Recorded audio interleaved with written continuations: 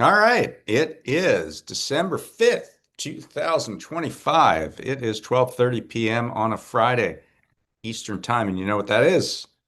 That means it's time for the Prospect Weekly Roundup. I am David Dayen, executive editor. With me live from wintry Washington. The snow has kind of just stopped, which is bad for our backdrop, but good for our souls. Yes. Um, and I'm here with writing fellow Emma Janssen. How are you doing? Hello, I'm doing good. I was just out in the snow with our staff writer, Whitney, and I'm not wearing waterproof shoes. So my toes are freezing cold and wet. But yeah, it's beautiful out. It's gorgeous. Yeah, it is very much a winter wonderland here today in Washington. We're here. We had a little staff retreat, and the whole gang is here. It's an actual newsroom. Imagine that. And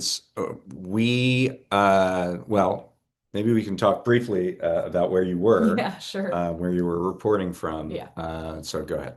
So, Whitney and I decided pretty spontaneously just to go down to the Kennedy Center, which is where the FIFA draw is currently happening right So now that's for the World Cup, for the right? World Cup, Okay. exactly, which next year is going to be in Canada, the US, and Mexico across a whole host of cities. I think there's 11 cities in the US, if I have that right, who are Hmm. going to be hosting.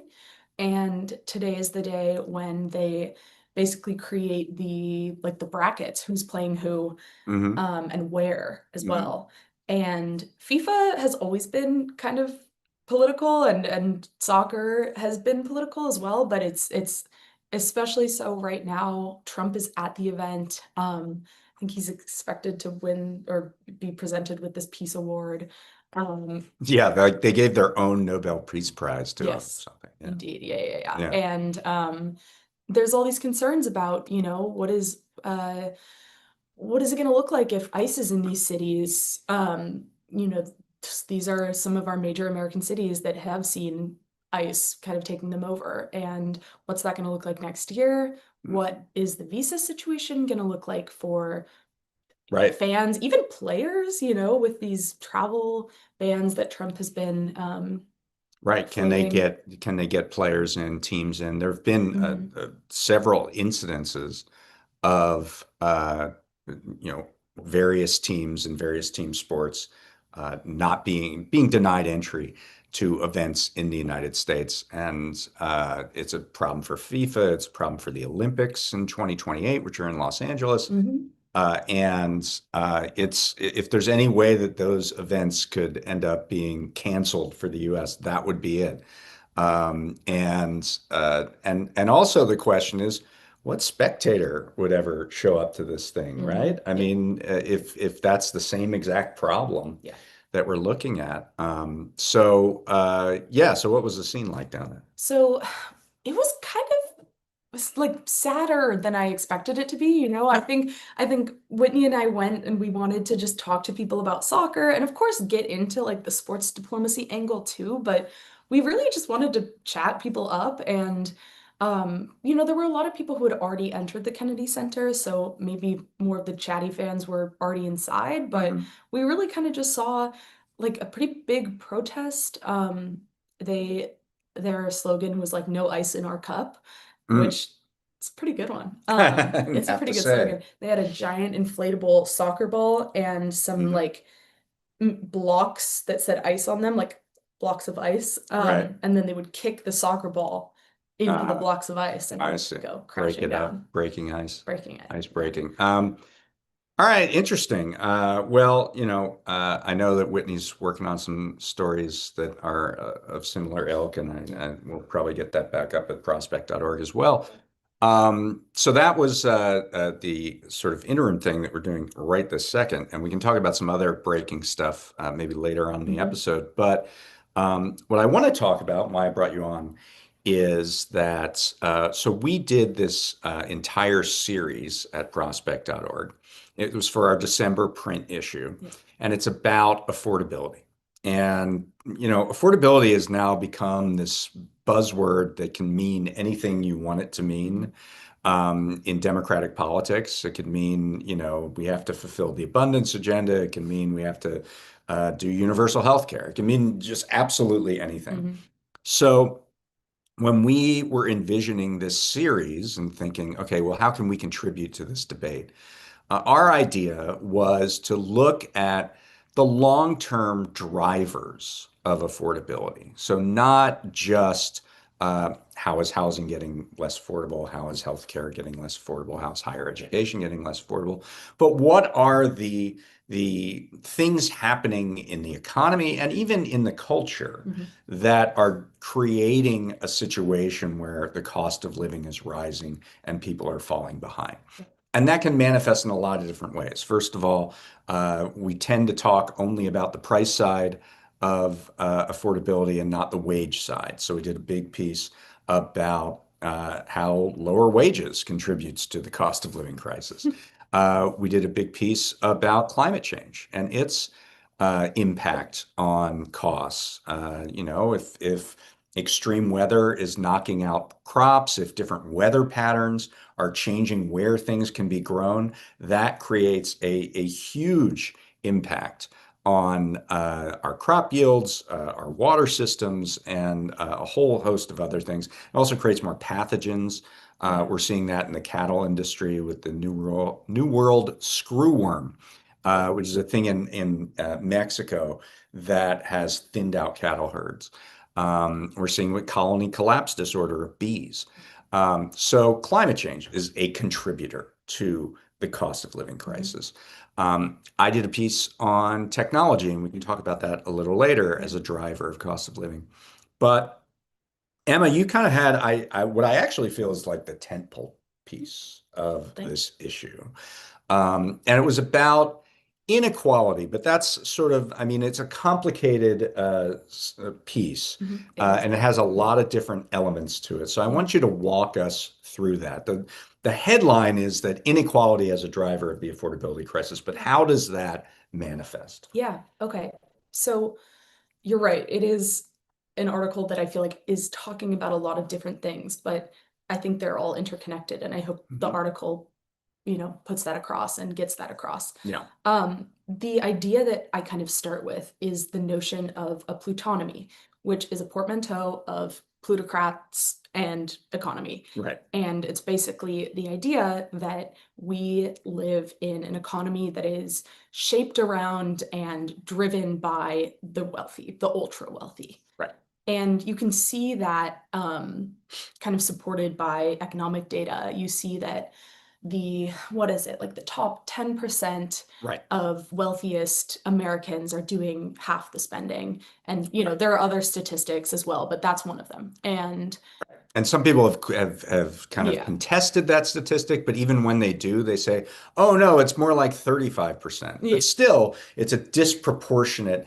exactly. amount of spending that is being done by people at the very top. So what does that mean? Yeah. What does that lead to? So that basically leads to the economy reshaping itself around the needs and desires of the ultra wealthy because they are the ones who are supplying, a major bulk of cash in and doing the most shopping and the most spending on luxury events and weddings. And so, So if you're a restaurant yeah. and you're seeing, well, it's likely that 50% of my sales is going to come from the top 10%. Mhm.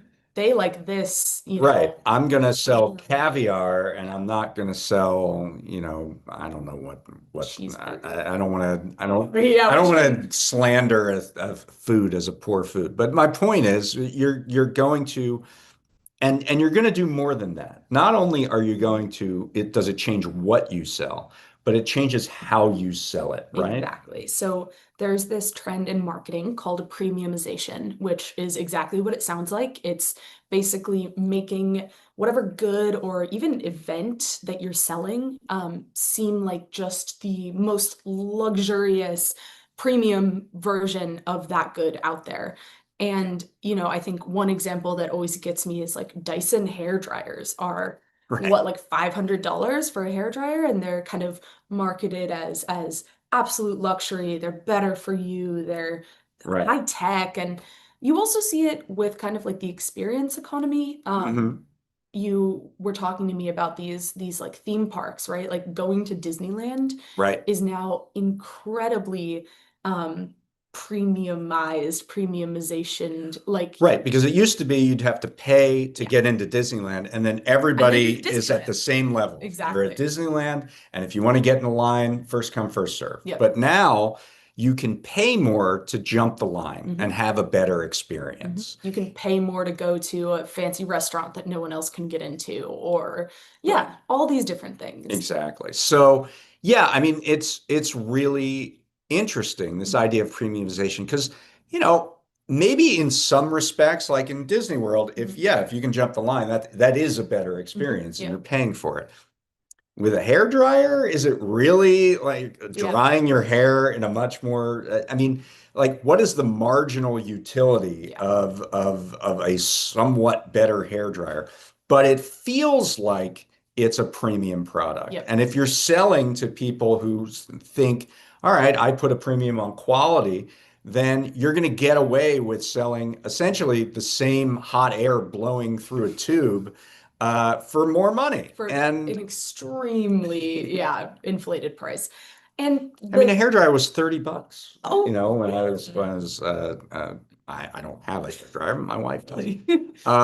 But yeah, good. Yeah, yeah. I mean, I think what's really critical about this, it's not just a marketing trend. It's why that kind of marketing and psychology of premiumization, why it matters for people in the middle and working classes, and how that kind of culture of, you know, like you deserve the most luxurious product and we're going to Right. market it to you Treat hundreds of treat times. yourself, as they Treat would say on the little Parks and treat, the Recommendation, treat, that's Parks and true. Recreation. Parks and Rec. So yeah, I Effectiveness. think that's really, really important. I want to get into this. Mhm. So as I say, premiumization might actually make your product more premium, or it might actually, uh, just be a way to sell it to Yeah. people who put an emphasis on quality. Mhm. But as you say in the piece, everybody looks at those products, Absolutely. not just the rich. Mhm. Everybody is swayed by that marketing. Mhm. Like, I deserve better. Yeah. And everybody is tempted to, buy into premiumization, Mhm. even if they can't afford it. Yeah. And So go ahead. yeah, yeah. No, I think that you know, I spoke with people who are advocates, really trying to keep people out of debt and to help debtors. And what they talked to me about was just the proliferation of buy now, pay later apps, Mm, like Klarna and the like. And those apps really allow you to pay for things that you can't afford kind of right now and spread that purchase out over a number of months.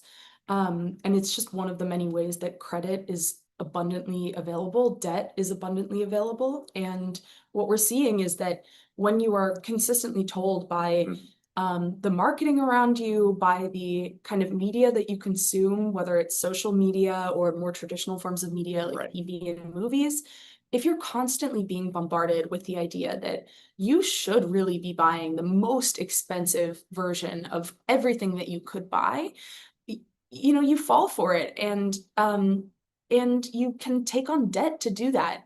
Right. I wrote this piece before Black Friday, but Right. you know, Black Friday just happened and like I was looking at some of the data about how many people used a form of credit, whether it be a credit card or buy now pay later apps. And it's staggering the amount of people that are using these forms of debt to, you know, buy goods.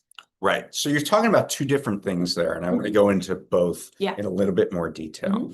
Mhm. The first is marketing, and marketing has sort of leapt beyond just advertising and has gone into social media. Yes. Oh, So yes. you're not just being told you deserve more by a 30-second ad, Mhm. but you're being told that sort of by inference through an influencer who Mhm. is on Instagram and showing what a great time they're having with their Dyson hairdryer. Maybe not Dyson Yeah. hairdryers, but that their destination wedding was awesome, or things of that nature. And it's created this thing And I think the term, and I think I've heard it, other people use it, but it definitely resonates with me, the FOMO economy, Mhm. right? We have a fear of missing out economy. A lot of this was magnified, I think, by the pandemic. Mhm. So everyone was locked in their homes for a year. And when they were able to get out, there was pent up actual available cash Exactly. at that Yeah. time. Mhm. At that time, there was.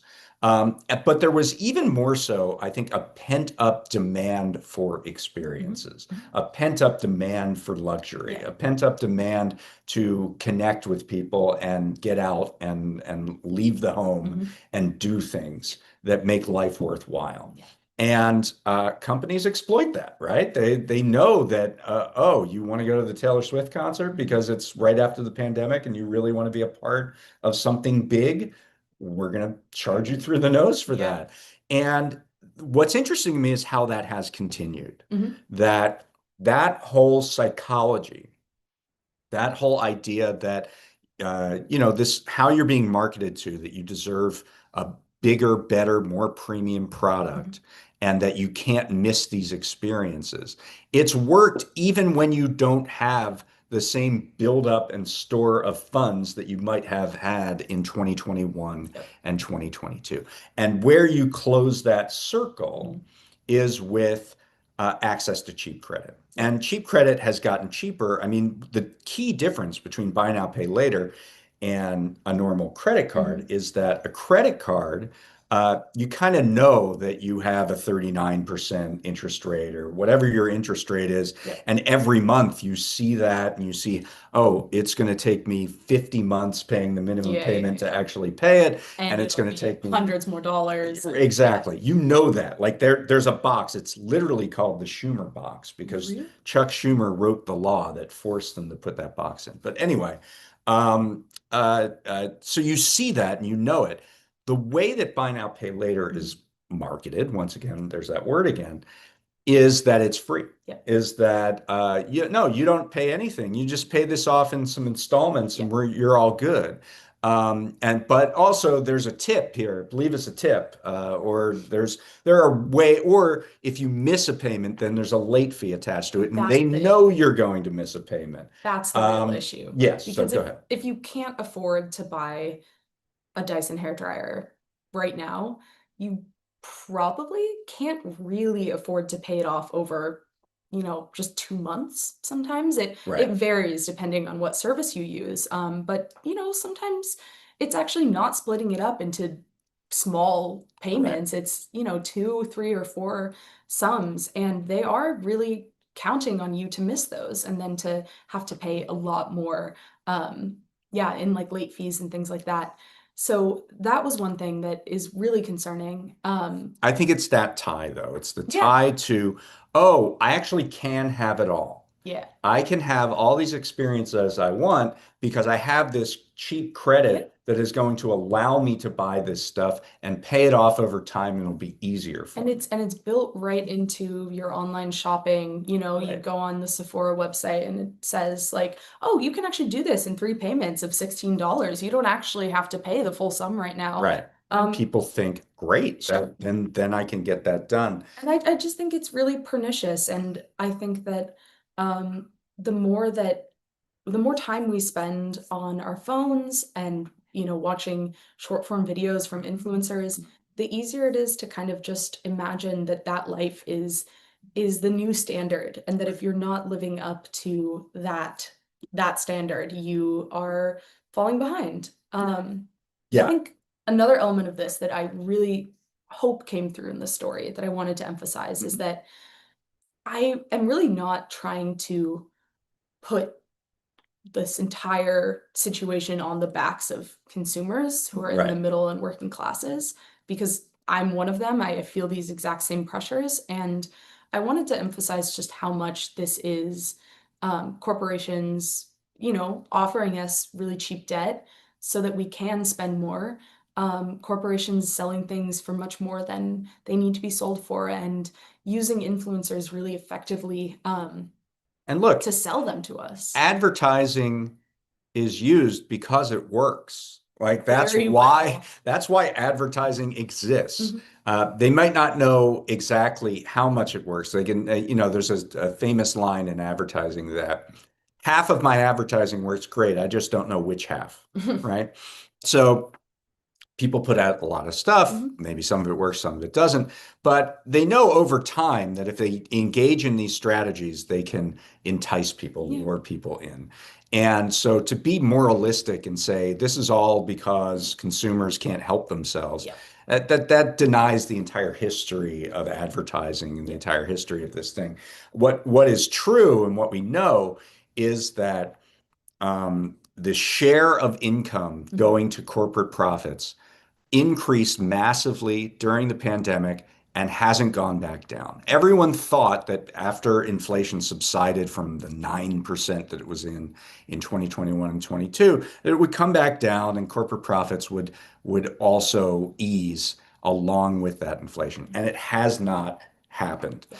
And one of the reasons it has not happened is that companies are getting much more sophisticated Yeah. at being able to sell their products, being able to market their products as premium, even if they're not, and engaging in a lot of other tricks that are part of my story around technology, which we can get to in a minute. Yeah. But I just want to make sure we finish this up. We had some comments, one from our producer, Lauren.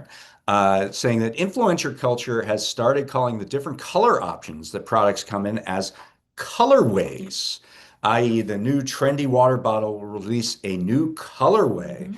And oh my God, you have to have the new pretty colorway bottle. In other words, everything's become Labubu culture, right? I mean, you like Yeah. everything's a collectible. Everything is So Dubai the chocolate, rant, Labubu, right? matcha. The random water bottle that just is It's it's you need one. yeah, it's a vehicle for your water. That's Yeah. really all it is. It holds water. But no, I have to have it in blue and I have Mhm. to have it in green and I have to have it in Yes, yeah. Something that I wanted to add as well about this story before we maybe move on and like Mhm. talk about yours Yeah. is the fact that, I think when when you're hearing this, you might some viewers or listeners might think, well, I'm not spending thousands on a destination wedding, or like I'm not buying Dyson hair dryers, I'm not buying new Right. colorways. Um, The Dyson hair dryers also have Also new have colorways. colorways, exactly. So there's So like in 2 years, oh, I got to get rid of this hair dryer, even though it works perfectly the color, it's because it's changing. not gold. Exactly. Yeah. So I wanted to emphasize as well that this is also about kind of just the things that should, in my opinion, be part of a healthy, normal, middle or working class life. Like I don't need to go on a destination wedding multiple times a year or at all. But I do think that folks in the middle and working classes deserve to, go with their family to a baseball game like once during the season, Right. And that's not really possible anymore for some Not families. as possible. Yeah, exactly. There are some other stories that I think that are in the series that play to that. One of them being Harold's. I mean, the reason why a middle class lifestyle hasn't kept up and given the ability to do these kinds of things, in part, is because wages have been suppressed for Mhm. so long. I Yeah. mean, since this was an amazing stat that's in Harold Meyerson's piece, which you can check out at prospect.org. Since 1979, when wages and productivity kind of split off and productivity kept going up and wages kept getting stagnant, um, there was a Rand Corporation study that looked at if wages were the same share of national income Mhm. that they were in 1975, I Mhm. believe, how much more money would workers have received from corporations? And the number over a 50-year period is $79 trillion. And in the final year of that study, which I believe was 2023, it would be just in that year alone, it was $3.9 trillion that essentially companies have stolen from workers. Or, I mean, you can call it stolen, you can call it just suppressed or whatever. Um, but anyway, uh, if you think about what that translates to, it's $28,000 for every worker. And if I had 28,000 more dollars, I could afford the baseball game, Yeah. right? The price that goes up, it's so that is one of the issues here is that because wages have been suppressed, unions have been decimated, the ability for workers to use their collective power to seek a bigger share of the productivity that they do. Because of all that, corporations have a stronger leverage over the American consumer and over their own workers. And they're using it in a variety of different ways. And one of them we talked about was, premiumization and these kinds of things. Um, Anyway, so let's transition now to the second half of this, which Mhm. is what I was talking about in my story, which is about technology. Mhm. So, how is technology a driver of the affordability Mhm. crisis, of the cost of living issue? Um, just as companies have gotten more sophisticated about how they market to people, how they play on their desires, how they play on what they think they deserve, Mhm. those kinds of things.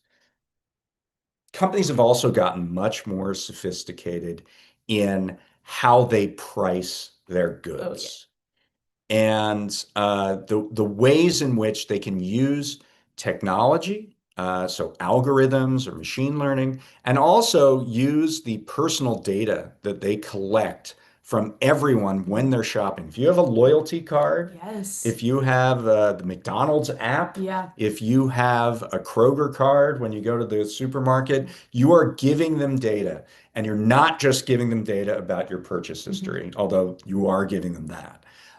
So they know, oh, on Thursdays, Emma likes an egg McMuffin. But you're giving much more than that. When Okay. you agree to accept the app or to get a loyalty card from Mhm. Kroger, you are agreeing through their privacy policy to give up a mountain of financial information, Mhm. browser history, financial data, medical history. Really? One study by Consumer Reports found that one customer profile that Kroger put together was 62 pages long.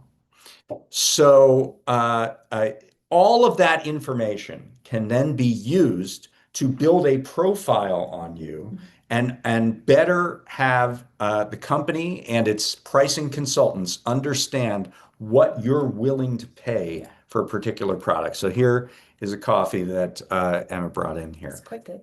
Uh, that company has maybe a pricing consultant that they work with that says, oh, well, when we put this location of this coffee shop in this zip code, we know we get a certain kind of person that Yeah. comes in, and we know they'll pay $5.95 for that cup of Yep. coffee. And maybe in another place they would only pay 5.50, but they know to a very fine-grained Mhm. kind of data set how much you're going to pay. And then the killer app is when they convert it to personalized pricing. So Mhm. when you bought this, there Mhm. was a board that said this coffee is 5.95, Exactly. right? Yeah. When you're on the app, There's no board that there's no everyone can board see. that everyone can see. Yeah. And so you're getting a personalized price, and that personalized price can be based on your Mhm. personalized data. And And wait, is yeah, that really the purpose of like these apps, like the McDonald's app, or I know like yes, CBS, all these like yes. is And they just want you online so they can customize your board? absolutely. In Okay. fact, there was a fantastic paper that I go through in the story Mhm. from the Vanderbilt Policy Accelerator. Sam Levine, who used to be part of the Federal Trade Commission, he Mhm. was the head of the Consumer Protection Division, and the chief technologist, Stephanie Nguyen. And I talked to both of them for this piece, and they did this fantastic thing about loyalty Okay. programs. Yeah. And yes, companies are moving people to the app because the app is a surveillance tool, right? The app gets you access to the phone and everything's on your phone. So, for example, the very famous McDonald's game that McDonald's or the Monopoly game that McDonald's has been doing for a long Yeah. time. Um, it previously was you would get these stickers that were on the French fries or on the Big Mac, and then you would put them on a physical board. And if you got enough stickers, you could turn them in for Yeah. prizes. Yeah.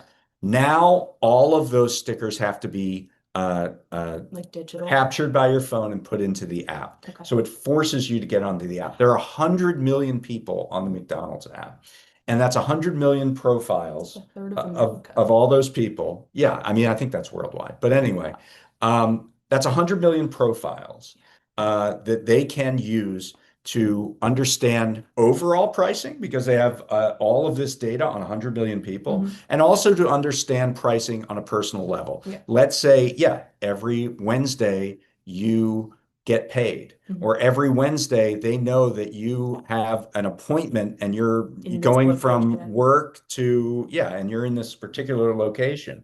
Or every Wednesday, I mean, the possibilities are kind of endless here. They know because one thing that these apps do is they offer discounts and they're trying to get you on the phone, right, to offer these discounts. Yeah. But those discounts can change from Yeah. week to week. They might offer you a discount of $2 off the fillet of fish on a Monday, which you don't normally buy, but they'll only offer you a discount of 50 cents on the Big Mac on a Wednesday, which they Which know is you your do buy. routine. That's Yeah. your routine. So that is a form of price discrimination, right? That is a form of using this data to personalize a price to you specifically. So I guess a couple questions for you about that. One, well, this is more of an observation. I Yeah. find it extremely pernicious and dangerous, especially since these apps are often marketed as ways to save money Yes. for like lower income consumers as well. Like, hey, you come to Kroger's, come to Aldi and join the Savers Club because it'll save you money. And yeah, so I just find that incredibly disgusting. Well, I mean, it is the key way, and even economists have talked about this. Like, what do you have against discounts? Yeah. Why are you so upset about the use of loyalty programs? And the truth is that this is really only the first stage. I mean, you have to think of it in terms of that continuum. What we've seen.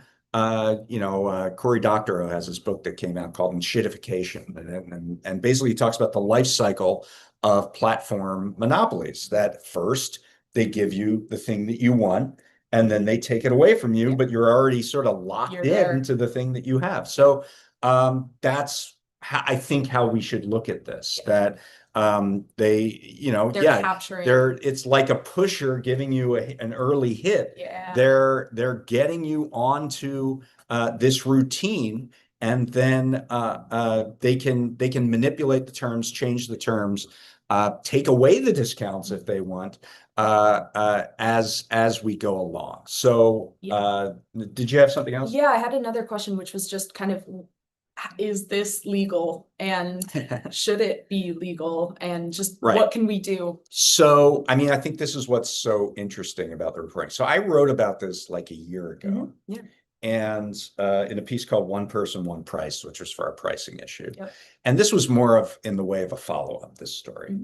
And at that time, I didn't really know how widespread it was. I did know that the McDonald's app was definitely trying to get on people's phones. I knew that there were isolated examples of like if you tried to book a flight on Orbitz from a Mac computer, they were increasing your prices because it's a more expensive computer. Or if you were trying to book a hotel in San Francisco, there was this experiment that someone at the San Francisco Chronicle did. They booked a hotel from San Francisco for, I think, New York. And then they had a virtual places network and booked it from Phoenix or booked it from other places. And it was more expensive being booked from San Francisco, where the average income is higher. So we knew of some of this stuff, but we didn't know really how widespread it was. And about a month after I did that article, the FTC under Lina Khan engaged in an investigation Mhm. of what is called surveillance pricing. Yeah. And the result of this investigation, unfortunately, obviously there's a changeover in power, and they only had 6 or 7 months to do the investigation, but they did some preliminary findings. And what they found is that 8 pricing consultants were working with over 250 companies. And that was just 8 consultants. And there are more than 8 consultants that are working with this stuff. Yeah.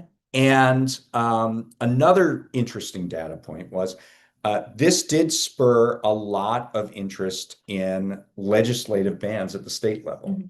So, for example, California is one of, I think, 10 states where bills were introduced in the last year Mhm. to ban surveillance pricing, to Okay. ban the use of private data, personal data being used to set prices. Okay. And when they introduced this bill, I talked to people who worked on the bill, Mhm. and they said, well, when they introduced this bill, companies that we had no idea were using this Really? came out of the woodwork and said, wait, you want to Don't do ban this. that? You Yeah. can't ban that. We use that. You're not allowed to Wow. ban it. So it was almost that the presence of the bill itself, Brought them out. it showed how widespread Hmm. this was, or at least how widespread they want it to be. And so there has been some trouble getting traction because all these companies actually want to use this tool.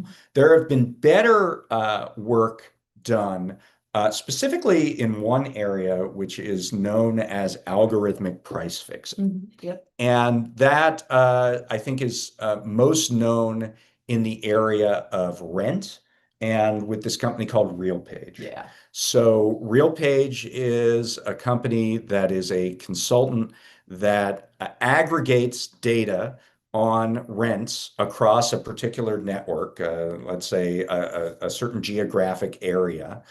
They get all the landlords in that geographic area to give them their rental prices, vacancy rates, Mhm. all of this information. And they put it into an algorithm, and the algorithm says, okay, everybody should set their prices at this level. Okay. And then they encourage the individual landlords to increase the prices to that level. Now, this is price fixing. This is like a classic price fixing collusion kind of example. And if 3 CEOs went into the room Yeah. and said, Yeah. we are all going to increase our prices by $100, that would be a obvious price fixing conspiracy, and people would go to jail for it. Yeah. When RealPage just collects the information from those 3 CEOs and says, you guys should raise your prices by $100, it isn't treated the same way. And so in state legislatures in California Mhm. and in New York, there were laws passed just this past year to ban algorithmic price fixing. And basically, what they're doing is they're saying the 3 CEOs in a room and the algorithm in a room is exactly the same. Yeah. That you cannot disassociate those two. Mhm. That if data is collected and aggregated by a machine learning tool and then used in that way to set prices, then we are going to say that that is illegal. That is no different than a classic price fixing conspiracy. So they had some more success Okay. being able to ban that stuff. However, But only on the state level, right? yeah, I mean the federal level there's nothing going on. Not now. Yeah. Not right now. But even that, there's another part of the story. Okay. And the other part of the story is that RealPage has kind of shapeshifted. They've said, Mhm. oh, well, you're banning that, but we're a completely different tool. In fact, RealPage earlier this summer bought a company called Livable. Mhm. And Livable is a company that segments monthly rent into installment payments. Sounds like buy now, pay later, right? They segment monthly rent into installment payments, and they offer real-time access to people's financial data. So RealPage now is becoming a surveillance pricer. They're going to look at people's data in real time and then set installment payments, maybe weekly or whatever, based on the willingness and ability to pay. So That is horrifying. So, what this really shows is that it's a difficult race to catch up with technology. Mhm. So these, regulators and Yeah. legislators are doing their best. They're saying, okay, you can't do X. And then the Then they company says, switch we're what they're not doing doing. X, we're Yeah. doing Y. And then Slippery. you go try to stop Y, Z, and Q and whatever. Yeah. So what do you do? What do you do? So there were three things that came up in the course of my reporting Mhm. that people are starting to talk about as other examples. Okay. So one is if the problem is that people are collecting data and using that to set prices, Mhm. like through whether it's directly or in aggregate, like Mhm. there are AI tools that look at millions of pieces of data. It might not be your data, but millions of pieces and say, okay, generally when we do X, this is what happens in the marketplace, and we can set information that way. And it makes it hard. That creates constantly changing prices. Mhm. Like we have these, I don't know if you have this at your grocery store, but do you have electronic shelf tags? No. So where they've changed out the No. shelf tag that has an 89 cent price tag or whatever, and now they're electronic. My store, Ralph's, that I go to, Well, that's they California. they have They're, changed over to electronic shelf tags, which means of that course. you could be shopping and you see a price of $1.19 and you look away, and by the time you pick it off the shelf, it's $1.29. And that can easily, those prices can change at a moment's notice. They can, it's just a couple keystrokes, right? I can almost envision like a future development of that where then you get the facial recognition technology in and it's like David looks at the can of beans and it's a certain price and Right. then I look at the can of beans and it's a different price entirely. That's I mean, ridiculous. there is even potential for facial recognition of Mhm. you looked at a product and you Yeah. looked away, and when you look back, it's a different price because they know you're kind of Because you were interested in it because you considering the look. beans. That's right. Hmm. And I mean, you see that online. If you're checking out a Totally. product Yep. and you go away from it for whatever reason, Hmm. sometimes you'll get a notification that says, are you sure maybe you want to buy Hmm. this? But if you sort of end the browser session and then you come back a day later, that price might be higher Hmm. because they know that you're interested in the product. Yep. So anyway, all of Oh, that is based on collections of data, yep. right? So is the problem actually the collecting itself? And Hmm. should we ban that data Hmm. collection, not just for use in setting prices, but just ban it In general. entirely? Yeah.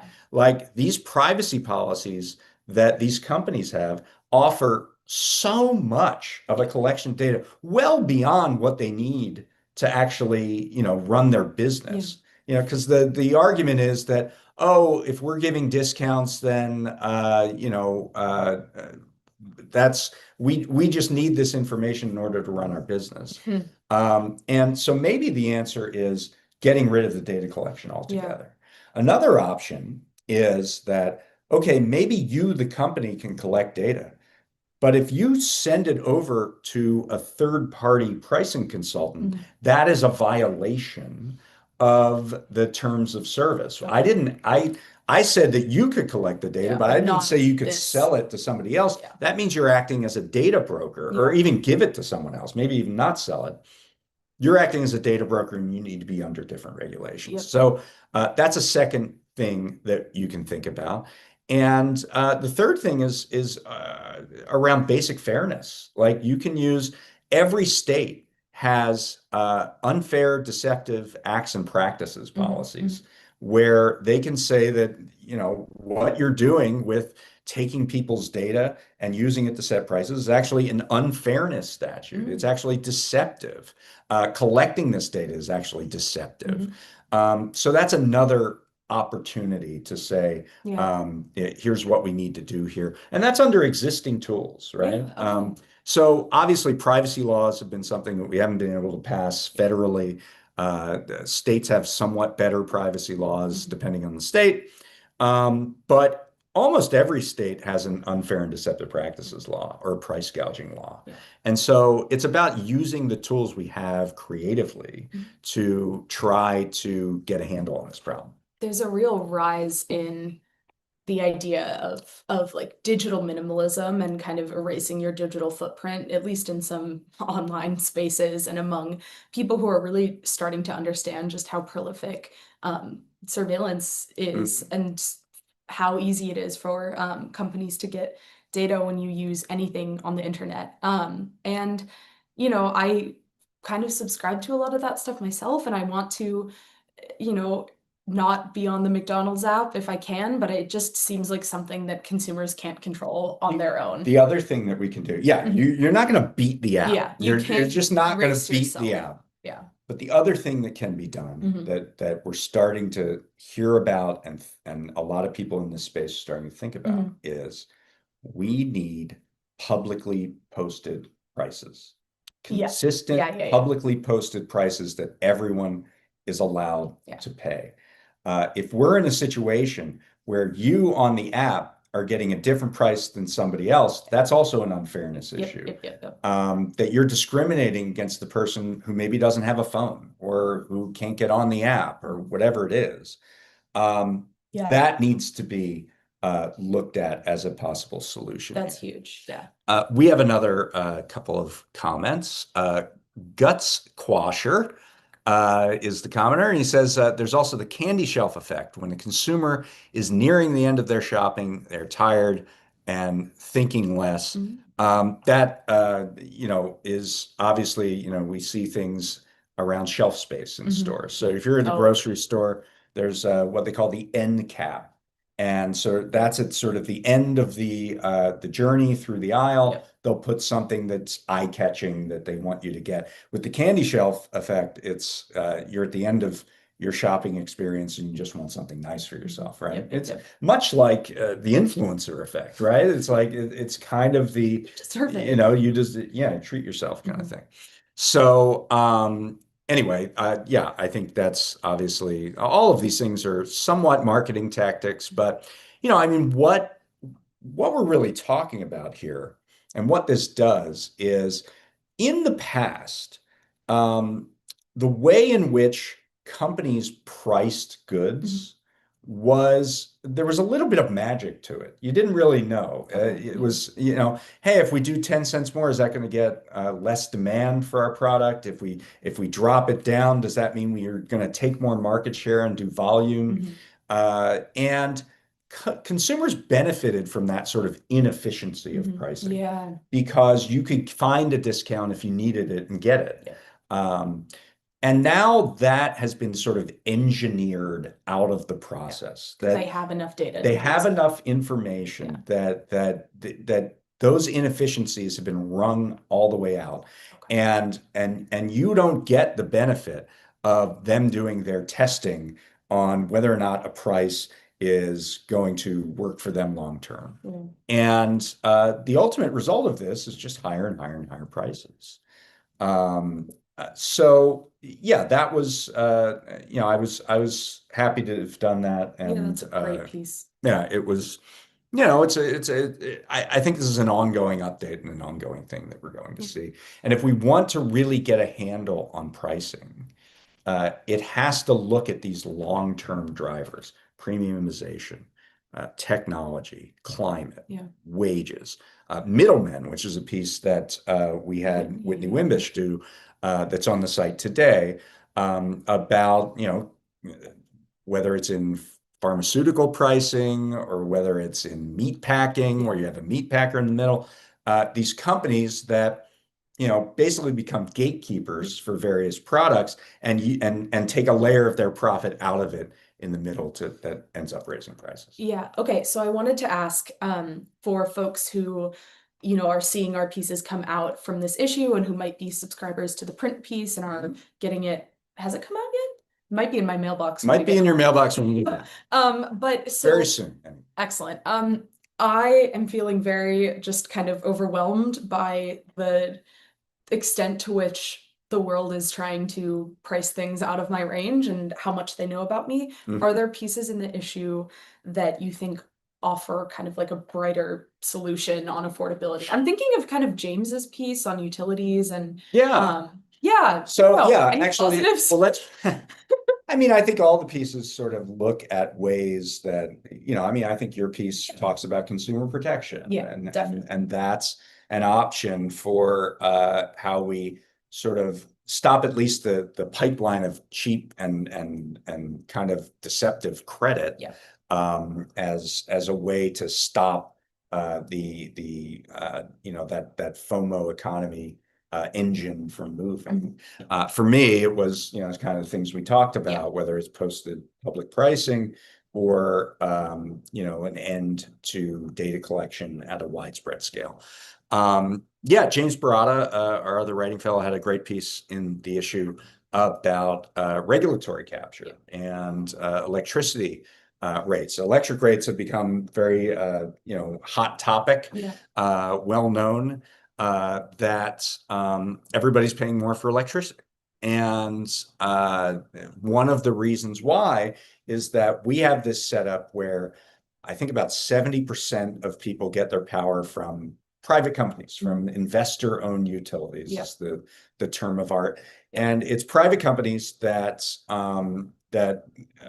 sell power.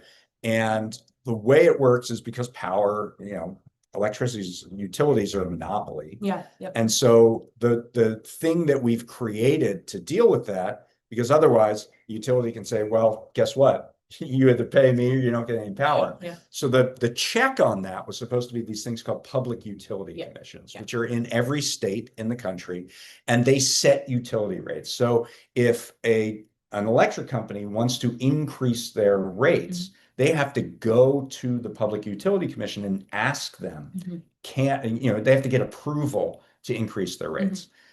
It would seem that, okay, we have a regulatory body that's supposed to act in the interest of ratepayers. And so they will put a check on the sort of runaway greed that utilities are exhibiting when they try to raise electricity rates. Well, it doesn't really work that way because of regulatory capture. Yeah. These companies are using flawed economic models and basically duping these public utility commissions into approving these rates by claiming, oh, we need this much money in order to pay for the infrastructure of more power or whatever it is. And that's why we need to increase the rate. And in reality, a lot of that money is going to shareholders. A lot of that money is going to executives in the form of compensation. And it just simply isn't the case that this is, that public utility commissions are acting solely in the best interest of the ratepayers. So, James offers a really interesting solution, I think, at the back end of that, which is public power companies. It turns out that if you look at the data, investor-owned utilities are asking for much higher rates than publicly owned power companies. And investor-owned utilities basically created this model that said, hey, put a check on our greed here, put these public utility commissions in place, and we won't have, you won't have any problems with us after that. Well, it turns out they gamed that system. But public power companies that operate with public interest in mind, they don't have to show a profit. There are all sorts of reasons why public provision, not just in utilities, but also maybe in housing and maybe in higher education and other things, can be a useful tool to keep the cost of living for basic necessities, particularly like electricity or housing, in check. So I think that's a somewhat good news example here. And I mean, I think every piece that we did had some sort of, well, here's what we would do if this policy was sane, we'd be in a better position. Yeah. So that's yeah. Check your mailboxes. Check your mailboxes or subscribe at prospect.org. But you can also see all of the pieces from this issue. We ran them all this week. If you click on any one of those pieces at prospect.org, there'll be a little thing at the top of the story that says this is from our December 2025 issue, and click here for all the stories. So you can go there and check them all out. It's a All really right. great piece. Yeah, it is a great issue. Great issue. We got about 5 minutes left. What how should we wrap this up? Well, maybe sort of teasing some things that we're thinking about and Sure. working on. Sure. So, one thing that happened this morning, and I put a piece out about it, is there was this long-running, almost an auction for Warner Brothers Discovery, Warner Yes. Brothers Studios, Yes. which also owns HBO, HBO Max, CNN, TNT, Time Warner, a lot of the cable companies and things.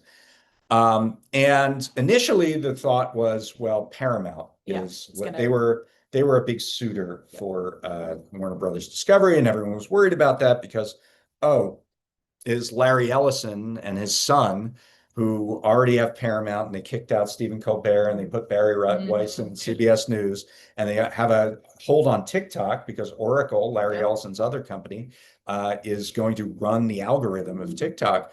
Are they going to grab now Warner Brothers and create this huge MAGA empire where they would own CBS and CNN? Turned out that's not what happened. What happened today is that Netflix they made the successful bid for Warner Brothers Discovery. And at first glance, this might sound like, okay, we dodged a bullet. Yeah, exactly. Or something. Not that simple. This is, I think, a really bad merger. Really. Netflix is the -- 1 streaming company in America. HBO Max is the #3 streaming company in America. If you combine those two, it's fewer choices for people, and it likely means a continuation of the rising prices. Have you noticed the rising prices in streaming? Oh, yes, I have noticed them because I'm at the age where I'm getting kicked off of my parents. So I've noticed. Yeah. Yeah. So you can expect more of that if there are fewer companies out there.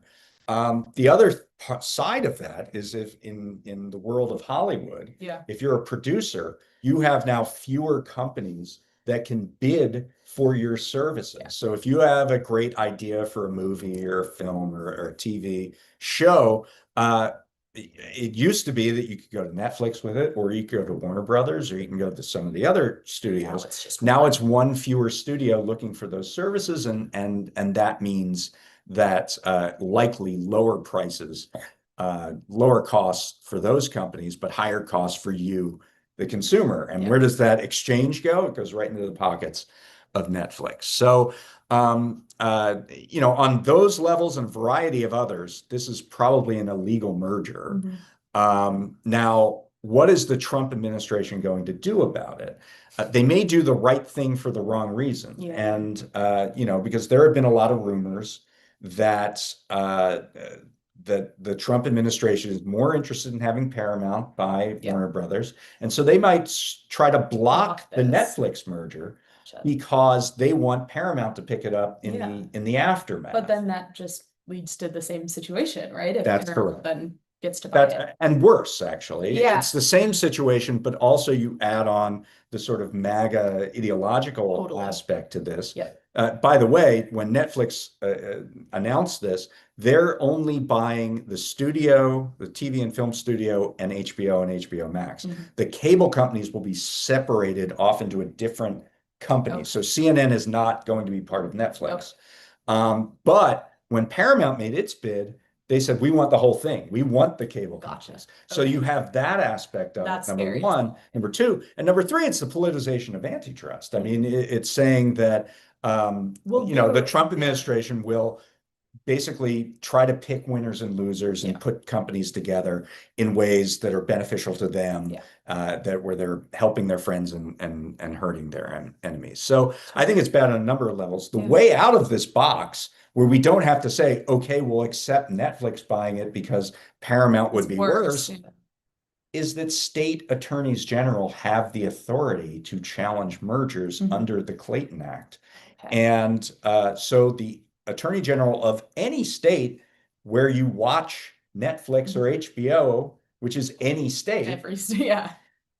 can sue to block this merger. Okay. And that includes Rob Bonta, who's the Attorney General of California, Mhm. who's kind of thinking about maybe running for governor, and Mhm. also, represents Hollywood, Yeah. and and Hollywood talent at least is very angry about this deal. They think it's the end of theatrical Really? releases Oh, because everything Netflix, becomes streaming. yeah, Yeah. Netflix really doesn't put their movies into theatrical release, or they have very short theatrical windows, maybe 1 week, so they can get Get Academy some Award money. Oh, consideration.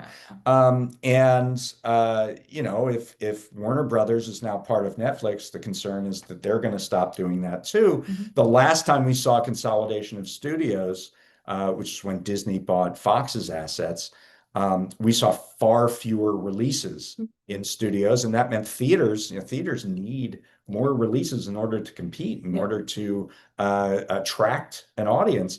It could be the end of studios. I mean, it could be the end of theaters Yeah. entirely, because it wouldn't be economical anymore. So this is another reason why a lot of people in Hollywood think this is a terrible Yeah. idea. It's going to ruin our business. Interesting. And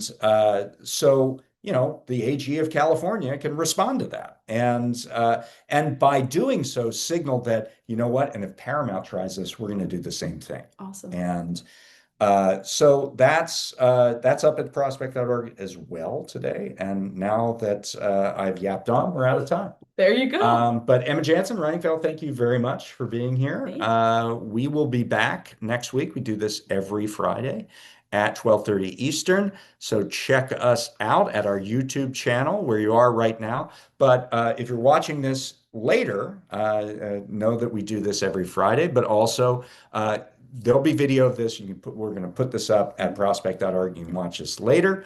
And we just want to say thank you, and have a great weekend. Take care. Stay warm.